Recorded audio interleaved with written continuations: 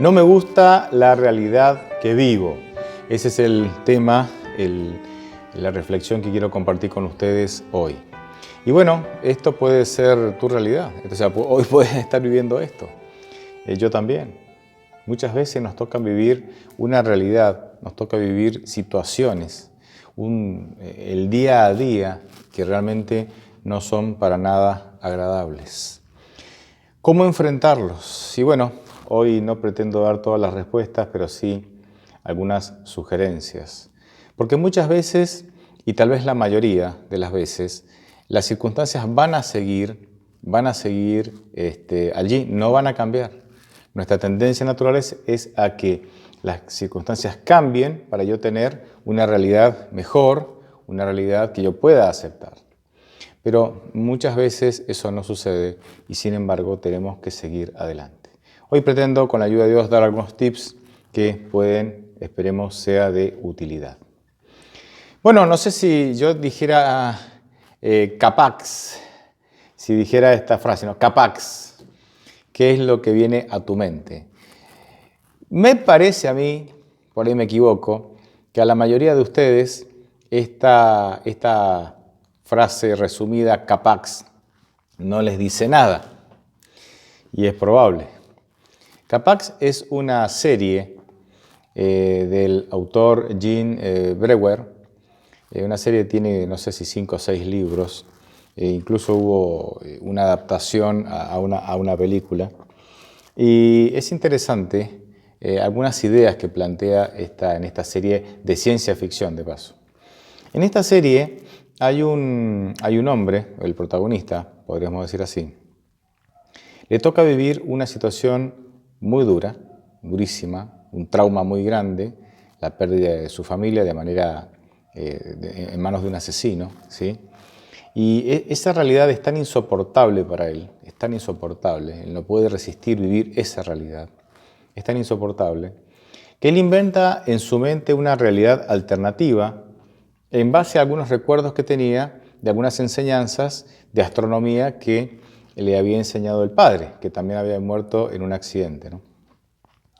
Y él entonces dice que viene que no es humano, que él viene de la constelación de Lira, ¿sí? De un planeta que se llama Capax. Y él elabora esta realidad y elabora todo un mundo, ¿no? Y él habita en ese mundo, ¿no? Escuchaba los otros días que alguien decía, los neuróticos construyen castillos en el aire, decía, construyen una realidad, ¿no? Se imaginan esa realidad, pero termina la frase diciendo, los psicóticos los habitan, o sea, no solamente se imaginan, ¿verdad?, una realidad diferente, sino que incluso habitan en esa realidad. En el caso del protagonista de la serie de ficción, lo hace para escapar a la realidad que le tocó vivir, a la trágica pérdida de su familia, y de esa manera, él, viviendo en esa otra realidad inventada, es más fácil vivir para él, es más fácil. Es interesante, bueno, las ideas ahí son interesantes. ¿Qué pasa cuando la realidad se vuelve insoportable? Y por eso usé a Capax como introducción. ¿Qué pasa cuando la realidad que vivís es insoportable? Cuando ves que tus hijos van por mal camino, cuando tu matrimonio se viene abajo, cuando estás siendo atacado, ¿sí?, por diferentes medios o personas, por instituciones. ¿Qué pasa cuando la realidad que vivís es insoportable? Cuando la enfermedad, esa enfermedad que no tiene marcha atrás, de alguna manera consume tu vida. Cuando no sos feliz, cuando sentís un vacío existencial, que tal vez lo tenés todo, pero al mismo tiempo sentís que te falta lo más importante. ¿Qué haces? ¿Qué hacemos? ¿Qué podemos hacer cuando la realidad que vivimos es insoportable?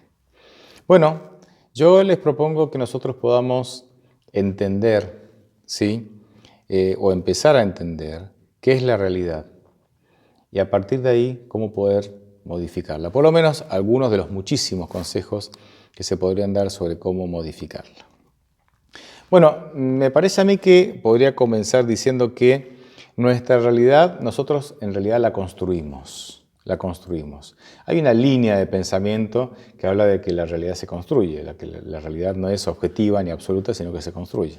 No me voy a meter en eso, pero yo creo que nosotros de manera individual, en general construimos nuestra realidad a través de una herramienta que poseemos desde que nacemos, que Dios nos ha dado desde que nacemos, y esa herramienta se llama percepción. Percepción. Es decir, la percepción es un proceso mediante el cual cada uno de nosotros, cada individuo, cada uno de nosotros, interpreta la información que nos llega a través de nuestros sentidos. Ustedes conocen nuestros sentidos, ¿verdad? Nuestros 5 sentidos. Así es que la información que nos llega a través de nuestros 5 sentidos es interpretada por este proceso que se llama percepción, y a partir de ahí, entonces, nosotros le damos forma a la realidad en base a la información que nos entregan nuestros 5 sentidos. Ahora, como bien dije, nosotros somos individuos y por eso se espera que tengamos pensamiento individual, ¿sí? Individual. Y como esto es así, o debería ser así, y en general es así, la idea es que la manera en que yo percibo la información que mis sentidos me entregan va a ser diferente, es probable que sea diferente, a la manera en que el que está al lado mío percibe la misma información. Entonces, aunque las personas recibamos la misma información, aunque las personas recibamos la misma información por medio de nuestros sentidos, la interpretación que hagamos de esa información y cómo utilizamos esa información para construir lo que nosotros llamamos realidad puede ser diferente. De allí que puede haber tantas realidades como personas en el mundo, porque todos de alguna manera tenemos pensamiento individual, porque somos individuos. Bien, yo arrancaría, y esto es un intento muy casero, arrancaría intentando dar una fórmula de en qué consiste esta herramienta o en este proceso de la percepción, esta herramienta o proceso de la percepción. Yo diría que percepción, o la fórmula de la percepción, es I más B más O multiplicado por NI más NT. Clarito, ¿verdad? Si alguno tiene dudas, me veo al final. Vamos a intentar darle una explicación a esta fórmula. La I sería información, más la B de valor, más la O de organización, multiplicado por las necesidades inmediatas, más las necesidades trascendentales. Y déjenme ahora de manera breve explicar esta herramienta, que es la herramienta de la percepción a través de la cual construimos la realidad que nosotros vivimos. Información. Bien, como les comentaba recién, la percepción se nutre de la información que recibimos a través de nuestros sentidos. El tacto, el olfato, el oído, el gusto y la vista, ¿sí? A través de nuestros sentidos.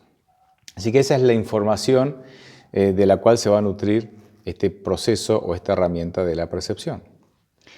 La valoración. ¿Por qué es importante la valoración? Porque no toda la información que recibimos tiene el mismo valor. Nosotros valoramos y cada individuo va a valorar cierta información por sobre otra, porque somos individuos. Entonces, nosotros recibimos esa información y nosotros la valoramos. Decidimos cuál es más importante y cuál es menos importante.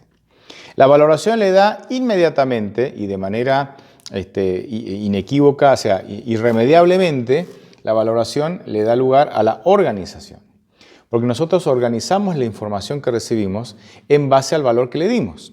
La información más importante estará en un lugar más destacado en nuestra mente y la información menos importante estará en un lugar menos destacado. Esto es como en la cocina.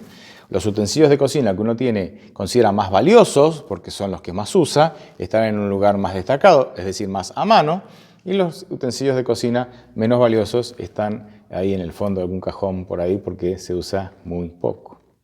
Bien, Ahora, todo esto, ¿sí?, está influido fuertemente y fuertemente condicionado por lo que llamamos las necesidades inmediatas. Es decir, las necesidades como el alimento, el aire, los afectos, etc. Porque, a ver, yo puedo pensar que es importante repasar todas las fechas de los campeonatos de mi equipo favorito, o repasar todas las carreras no sé, de Fórmula 1 que gana mi piloto favorito. O sea, para mí eso puede ser muy importante, esa información puede ser muy importante, yo la valoro y la organizo y la pongo como en un lugar destacado porque es muy importante, pero mis necesidades inmediatas me condicionan y fuertemente, porque yo necesito justamente salir a trabajar para pagar el sustento, los alimentos, la cuota del colegio, construir mi casa, pagar la cuota del auto, la obra social, etcétera, etcétera, etcétera. Así que no es solamente hacer lo que me gusta en base a la información y a la valoración que le di a esa información, sino que las necesidades inmediatas me condicionan fuertemente porque yo tengo que salir a ganarme el sustento para poder vivir. Pero no solamente nos quedamos con las necesidades inmediatas, están también las necesidades trascendentales, porque después de todo un día de trabajo, ¿sí?, todo un día de trabajo, vienen las preguntas, ¿que la vida es solo trabajo? ¿La vida es solo pagar las boletas? ¿La vida solamente es trabajar para cubrir nuestras necesidades? ¿La vida es solamente esta rutina de todos los días hacer lo mismo? Y surgen acá entonces las preguntas trascendentales. ¿Quién sos y cuál es el propósito de Dios para mi vida? ¿Cuál es el plan de Dios para mi vida? ¿Qué pasa después de la muerte? Etcétera, etcétera, etcétera. Así que de alguna manera todos estos elementos están en el proceso de la percepción a través de la cual nosotros construimos nuestra realidad. ¿Por qué es importante esto? ¿Por qué es importante esto? Y espero que no te pierdas ya con esta fórmula, no te hayas perdido, ¿no? ¿Por qué es importante esto? Fíjense lo que dice Proverbios 23:7. Porque cuáles son sus pensamientos íntimos, tal es él. Es decir, vivimos en base a la realidad que construimos en nuestra mente. Repito, vivimos en base a la realidad que construimos en nuestra mente. Nuestra vida se desarrolla donde nuestros pensamientos se desarrollan.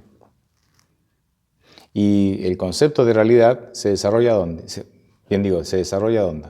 ¿Dónde? En nuestros pensamientos. No en vano Jesús nos manda a cuidar nuestra mente. Pero ahora vamos a hablar un poquito de eso más adelante. Así que hasta ahora he pretendido compartir con ustedes, y ojalá haya sido claro con la ayuda de Dios, mostrarles que a través de este mecanismo que es la percepción, Dios me permite construir la realidad en que vivo. ¿Sí? La realidad en que vivo. Ahora, hay dos mecanismos que pueden modificar el proceso de percepción. Repito, hay dos mecanismos, por llamarlos de alguna manera, que pueden modificar el proceso de percepción. Como la percepción es una herramienta, esta herramienta se puede modificar la manera en que se aplica, en que aprecia la información que le llega por los sentidos y a partir de ahí entonces también se modifica el concepto que tenemos de realidad.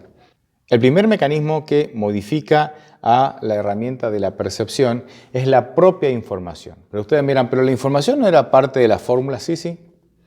Pero la propia información tiene tanto poder que la propia información puede modificar y mucho la manera en que yo percibo las cosas. Por ejemplo, y un ejemplo habla por 1000 palabras, como dice la razón. Como dice el dicho. Si alguna vez vas a ver una película de terror, y ojalá no lo hagas porque no te suma en nada, pero yo cuando era muy joven, tuve la idea de seguir el consejo de un amigo a ver una película, y con esa me bastó para toda la vida. Vas a notar lo siguiente. La razón te dice que lo que estás viendo es ficción. La razón te dice que lo que estás viendo es ficción, que eso no existe, eso no es real. Es una historia inventada, ¿sí? Es una escena inventada, no es real. Sin embargo, aunque la razón te dice, te asegura, y vos sabés que es así, que eso que estás viendo no es real, igual, cada vez que ves una escena, ¿no? Saltás del asiento, de miedo. ¿Por qué? Porque la información puede llegar a ser más fuerte que la razón. Repito, la información puede llegar a ser más fuerte que la razón. Es por eso que la información misma puede modificar la manera en que yo percibo las cosas y puede modificar la manera en que yo construyo lo que para mí es la realidad que vivo todos los días. Todos los días. Esto pasa porque mi mente cree lo que está viendo. Mi mente cree, aunque la razón le dice a mi mente, no es verdad, mi mente cree lo que está viendo. Así que la información puede modificar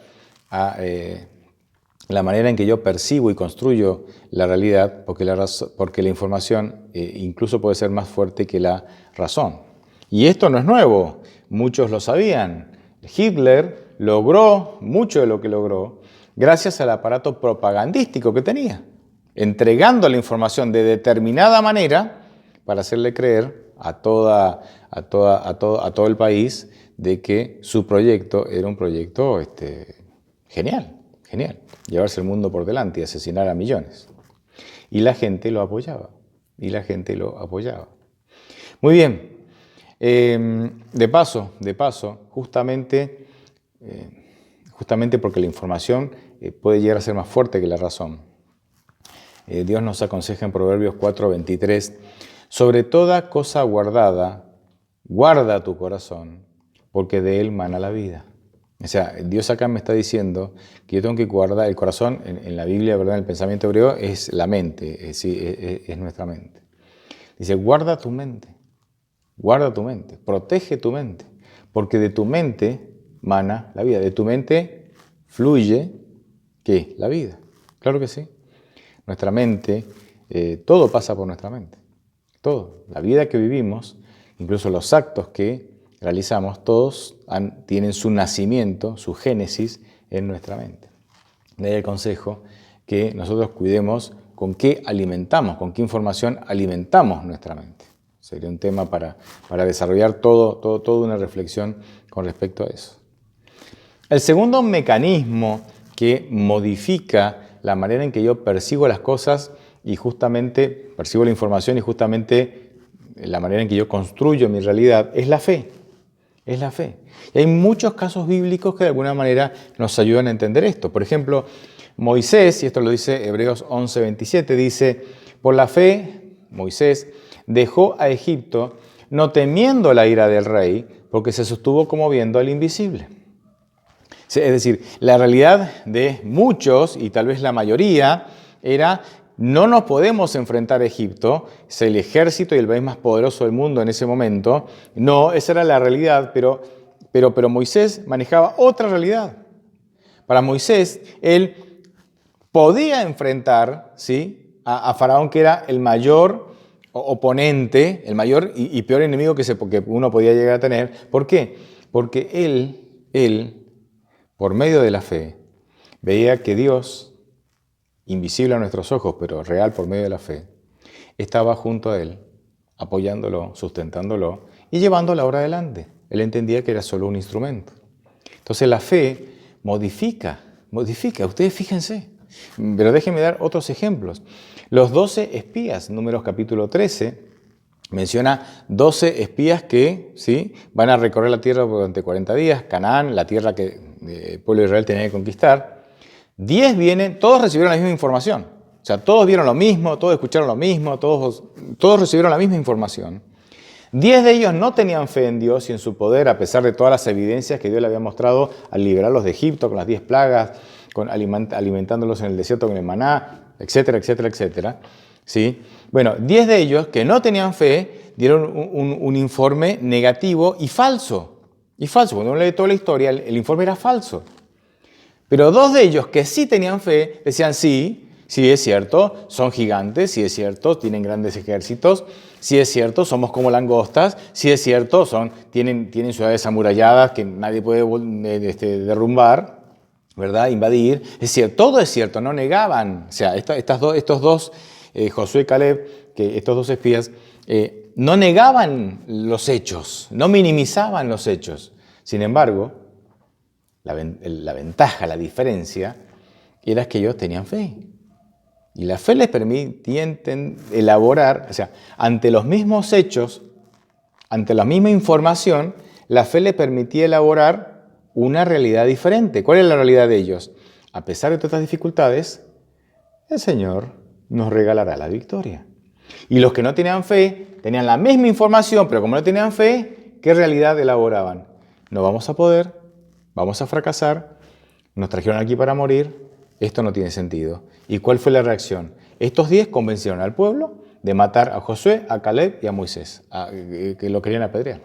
Y si no hubiera intervenido Dios, hubieran muerto apedreados. Pero ¿quién tenía la razón? Los que tenían fe. Y acá espero que vos, y yo ya lo hice, pero espero que vos estés dándote cuenta y te estés identificando con cuál de los dos grupos estás. O sea, la información es la misma, pero ¿qué realidad estás construyendo a partir de esta información? Espero que te estés identificando y reflexiones sobre esto. Déjenme dar otros ejemplos. Fíjense los pastores y los sabios de Oriente. Reciben los sabios de Oriente a través de una profecía, a través de la estrella, terminan mediante la fe creyendo que ese bebé que estaba puesto sobre un comedero, el pesebre era un comedero donde comían los animales, en una cueva, o sea, en un corral que era una cueva, que las cuevas a veces se usaban como corrales para los animales, que ese bebé, así en esas condiciones pobrísimas, paupérrimas, era el Mesías. ¿La fe les permitió creer eso? Claro que sí. Los pastores reciben la información de la revelación de los ángeles, ¿sí? De que en Belén ha nacido un niño y lo van a encontrar en un pesebre, y se van. Romanos 10:17 dice que la fe viene por el oír que la palabra de Dios. O sea, primero tenemos la revelación de Dios y a partir de esa revelación yo ejerzo fe en esa revelación y a partir de ahí entonces yo construyo la realidad con la información que me llega, pero teniendo la fe como condimento fundamental. Los pastores llegan ahí. Y había que tener fe para creer que ese niño, en esas condiciones, era el rey de Israel, sabiendo que en esa misma época, el concepto del Mesías no era ese. De hecho, era diametralmente opuesto a ver al Mesías nacer en esas condiciones. Otros ejemplos. El ladrón en la cruz, que le dice a Jesucristo, acuérdate de mí cuando llegues al paraíso. Y Jesucristo le dijo, sí, hoy te digo que estarás conmigo. Había que tener fe fíjense, Jesucristo colgado al medio, como el mayor de los tres, el que se colgaba al medio era el peor de todos, ¿no? Como el peor de los delincuentes, y ahí ver en ese hombre sufriente, sangrante, totalmente rechazado y tratado como el peor de los criminales, ver en él al Mesías, hay que tener fe. Pues fíjate que el ladrón del otro lado, que no tuvo fe, no construyó la misma realidad. Para el ladrón del otro lado, seguía siendo un delincuente, un charlatán, que se decía el Mesías, pero que en realidad no podía salvarse ni a sí mismo. O sea, para todos que no tenían fe, habían construido una realidad en donde en esa realidad, Jesús era un charlatán y un delincuente. Pero para que tenía fe, él construyó una realidad en donde Jesús era el Mesías, a pesar de lo que se veía. A pesar de que las circunstancias indicaban lo contrario, la fe le permitió construir una realidad en donde Jesús era el Mesías. Y podríamos seguir dando ejemplos, muchos ejemplos bíblicos. Así es que, si la información es un mecanismo que puede modificar la manera en que yo percibo las cosas y construyo mi realidad, la fe también, pero la fe es mucho más poderosa que la información. Por lejos es mucho más poderosa que la información. En otras palabras, y voy cerrando esta parte, Sin Dios, sin fe en Dios y en su revelación, en su palabra, la realidad que yo voy a construir es subjetiva, es caprichosa y es parcial. Repito, sin Dios, sin fe en Dios y en su palabra, la realidad que yo voy a construir es subjetiva, es caprichosa y es parcial. Y cuando vivimos esa realidad, estamos en el horno, permítame la expresión. ¿Por qué? Porque cuando vivimos esa realidad, podemos ser fácilmente dominados por Satanás. Fácilmente dominados por Satanás, que va a manipular la información que recibimos a través de nuestros sentidos para poder hacer que nosotros construyamos una realidad que nos aleja de Dios, aunque sigamos creyendo en Él. No necesariamente me vuelvo ateo, que nos aleja de Dios y nos hace vivir una vida miserable, llena de angustia, llena de miedo y llena de estrés. Es así. Déjenme darles un ejemplo bíblico sobre este punto. Y el ejemplo es lo que en nuestras Biblias tiene como subtítulo en Josué capítulo 9, el libro de Josué capítulo 9, tiene como subtítulo El engaño de los Gabaonitas. Repito, el engaño de los Gabaonitas. Los Gabaonitas eran los miembros de un pueblo el pueblo se llamaba Gabaón, que al ver cómo Josué, o Dios a través de Josué, iba conquistando todas las tierras de Canaán, elaboraron un engaño. Ellos no vivían a mucha distancia y dijeron, no podemos enfrentarnos y tenemos miedo de enfrentarnos a este pueblo, ¿sí? Que es tan bendecido por Dios, que Dios les regala, los libra de todos sus enemigos.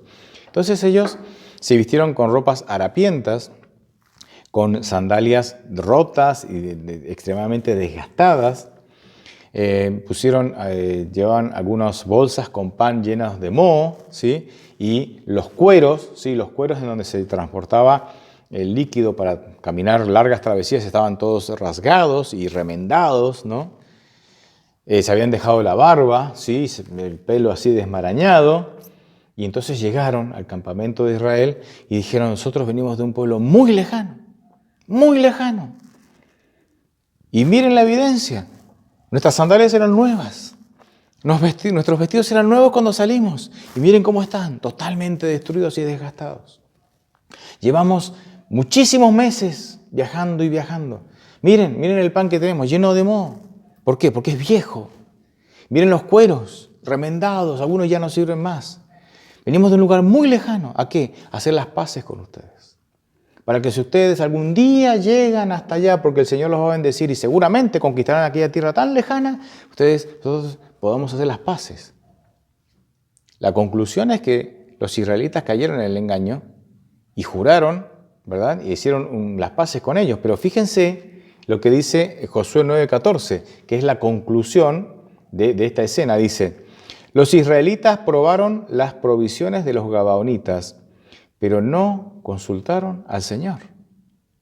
Es decir, ellos miraron la evidencia innegable, todo desgastado, todo viejo, el discurso cerraba por todos lados, tomaron esa información y dijeron las cosas y construyeron una realidad basada en esa información. Pero esa realidad ¿era correcta o incorrecta? Era incorrecta, era falsa. ¿Por qué? Porque la información era falsa.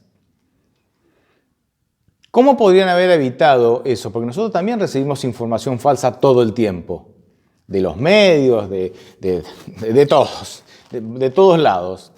¿Cómo podemos evitar construir una realidad incorrecta, falsa, porque recibimos información incorrecta y falsa? ¿Cómo podemos evitar? Fíjense, el pasaje ya lo dice. No consultaron al Señor. O sea, y fíjense hoy en Internet. ¿Cuántas cosas se publican en los medios, en las redes, en contra de una persona, en contra de una institución, en contra de, instituciones religiosas y no religiosas? ¿Cuántas cosas? Y ponen una foto y elaboran un discurso y uno dice, sí es así, y uno cree que es así, compra la información y elabora una realidad y entonces... ¿Pero eso puede ser falso? Claro que sí, es muy fácil manipular la información. Es muy fácil manipular la información. ¿Cómo podemos evitar construir una realidad falsa que nos lleve a vivir una vida de angustia innecesariamente. Justamente consultando al Señor. No te quedes con lo que ves. No te quedes con lo que escuchas. No te quedes con la información que recibís. Poné esa información en manos del Señor. Ora al Señor. Hay cosas que parecen evidentes. Cuidado, no te quedes con eso. Consulta al Señor. Ora, ayuna si es necesario. Consulta al Señor. Esa es la única garantía que tenemos. Dios es la única garantía que tenemos. Bueno, apliqué esto al plano personal. Permítame aplicar esto al plano institucional, por decirlo de alguna manera. No sé si es la mejor palabra. ¿Cuál es la realidad que vive la iglesia? ¿Cuál es la realidad que vive la iglesia cristiana? No hablo de una iglesia, hablo de la iglesia cristiana en general. Miren, en tiempos de Hechos de los Apóstoles, cuando abrimos nuestras Biblias, en tiempos de Hechos de los Apóstoles, la iglesia vivía una realidad. Esa realidad yo la resumiría de la siguiente manera: una iglesia llena de amor, de fe, de victoria, de crecimiento, de plenitud, a pesar de la persecución y de la muerte. Porque Dios era lo primero y lo más importante en la vida de los cristianos. Así que, como Dios ocupaba ese lugar, esta era la realidad que vivían, la iglesia primitiva. Pero hacia el siglo IV, cuando el cristianismo comenzó a negociar su fidelidad a cambio de su bienestar temporal, es decir, aceptando la propuesta del emperador Constantino a cambio de dejar de ser perseguidos. Y ¿quién soy yo para juzgarlos y culparlos? Vivían tremendamente perseguidos, eran muertos, expropiados, se les quitaban los bienes, torturados. ¿Quién soy yo? Pero esto pasó. No los puedo juzgar, no, porque no debo y aparte no soy nadie. ¿Qué haría yo en ese lugar? Solo Dios lo sabe. Pero esta decisión fue real, pasó. Y entonces en lugar, negociaron su fidelidad aceptando la propuesta de Constantino para poder tener un bienestar temporal después de tantos años de persecución. Y entonces la fe, el amor, las victorias, la vida plena fue desapareciendo. Cuando entonces eso sucedió, la iglesia se enfrentó con otra realidad. Claro, ya no tenían el Espíritu Santo que los guiaba, que de alguna manera les daba dirección y los guiaba. Y el Espíritu Santo controlaba a la iglesia, claro, controlaba en el mejor sentido, en el sentido de que guiaba a la iglesia. Ya el Espíritu Santo no se manifestaba. ¿Por qué? Porque justamente habían negociado su fidelidad. Ya no, la iglesia no era fiel. Entonces, para mantener el control de la iglesia, que carecía de la presencia del Espíritu Santo, la iglesia se llenó de reglas, normas, tradiciones e interpretaciones de origen humano. Y a través de esa línea de pensamiento, la iglesia pretendió tener el control, a tal punto que todo aquel que no pensara como la iglesia pensaba era perseguido, quemado vivo, crucificado, torturado, etcétera, etcétera, etcétera. Pueblos enteros y hasta naciones sufrieron esto. Y no durante pocos años. La profecía bíblica habla de 1260 años de persecución brutal. El problema es que la iglesia llegó a pensar que, y esto creó una falsa seguridad en la iglesia, de que la uniformidad iba a traer unidad. Así que si yo pongo un reglamento en donde todos comen de una manera, todos se visten de la misma manera, todos hablan de la misma manera, creen las mismas cosas, actúan de las mismas cosas, piensan igual, al tenerlos todos así uniformados, ¿me entienden? Porque todos creen lo mismo, comen lo mismo, etcétera, etcétera, al tenerlos uniformados, entonces vamos a estar unidos. Pero claro, esas normas que nos mantienen uniformados son normas externas. O sea, sin Dios son normas externas. Entonces hay una aparente unidad externa, pero en nuestro corazón siguen las envidias, los celos, la falta de amor. No es lo mismo uniformidad que unidad. Las normas y los reglamentos tienen su lugar y son muy útiles cuando Dios ocupa el primer lugar en nuestra vida, cuando Dios llena nuestra mente con la presencia de su Espíritu.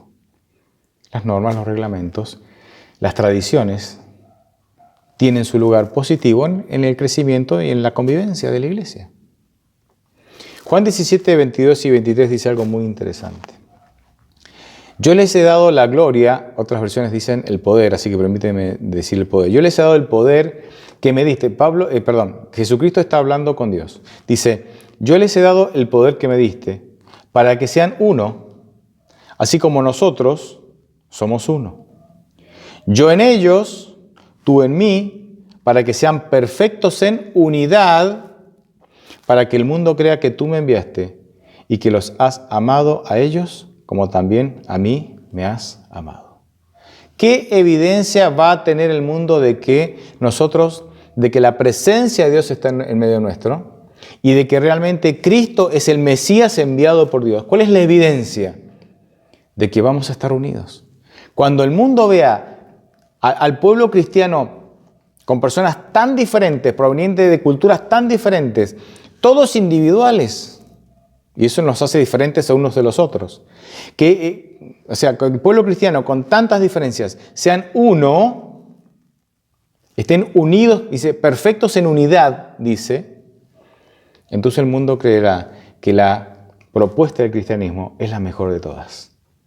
No olviden que el cristianismo solamente representa el 25% de la población mundial.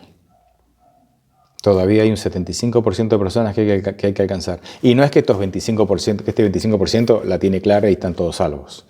Hay una distancia que recorrer.